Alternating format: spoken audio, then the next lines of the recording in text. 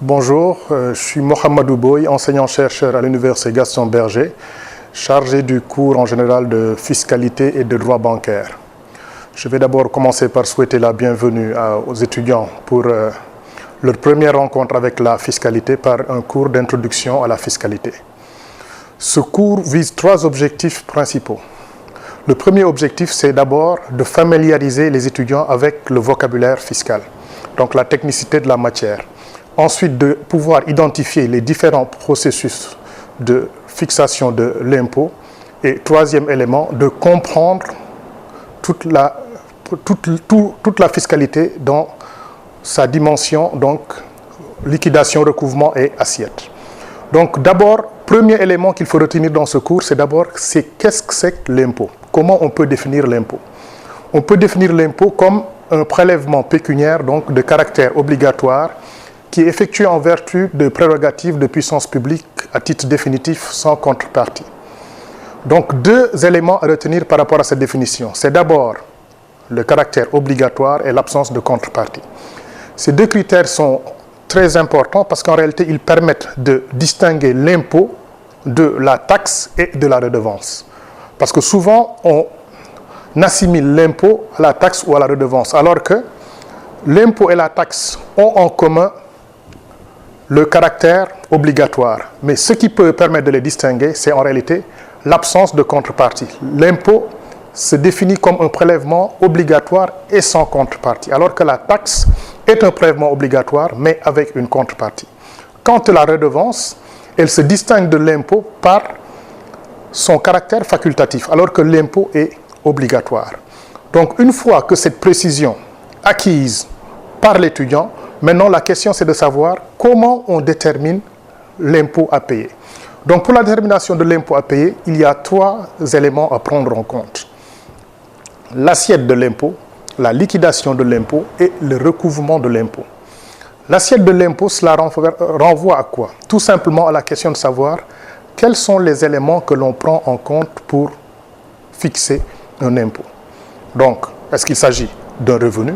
Est-ce qu'il s'agit d'une dépense? Est-ce qu'il s'agit d'un capital? Dans le cadre du revenu, quels sont les éléments à prendre en compte pour déterminer ce qu'est l'impôt? Donc, par rapport à l'assiette, c'est-à-dire les éléments à prendre en compte pour la détermination de l'impôt, on peut se retrouver donc avec des éléments qui tiennent compte, donc soit de la valeur, soit de la quantité, soit de la qualité.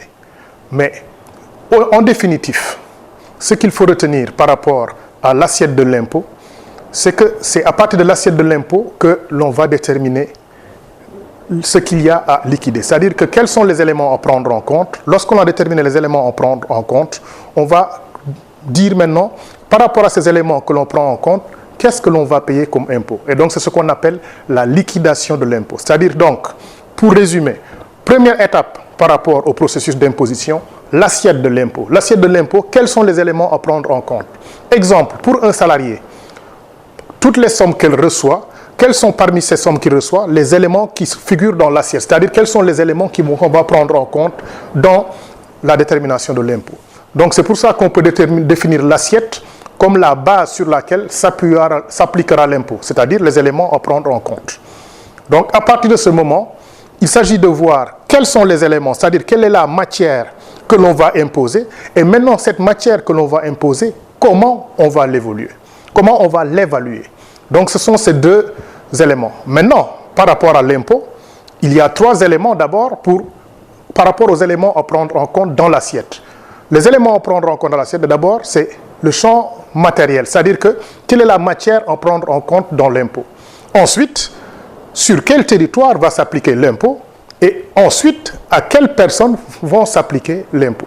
Donc, par rapport au champ d'application matériel de l'impôt, donc c'est le fait de dire quelle est la matière qui va être imposée.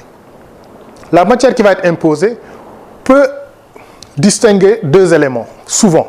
On peut soit baser l'impôt sur la chose ou sur la personne. Ce qu'on appelle, c'est la distinction entre les impôts réels et les impôts personnels. C'est-à-dire que l'impôt réel, c'est un impôt qui tient compte de la chose, peu importe la personne. L'impôt personnel, c'est l'impôt qui est assis sur une personne. Par exemple, l'impôt sur le revenu est un impôt personnel, alors que les droits de mutation constituent un impôt réel parce qu'ils sont assis sur la chose, peu importe la personne. Ensuite, nous avons la distinction entre les impôts synthétiques et les impôts donc, analytiques. Par rapport aux impôts synthétiques, un impôt synthétique, c'est un impôt qui regroupe en réalité plusieurs formes d'impôts. Donc, c'est-à-dire qu'on met ensemble plusieurs impôts et le paiement d'un seul impôt correspond à plusieurs. L'exemple type, c'est ce qu'on appelle la contribution, par exemple, globale foncière. Et sinon, nous avons les impôts analytiques. Troisième distinction, ce sont les impôts directs et les impôts indirects. Et la dernière classification, c'est la distinction entre l'impôt sur le revenu, l'impôt sur la dépense et l'impôt sur le capital. Donc, par rapport à la matière imposable, voilà les 4 distinctions qui peuvent arriver.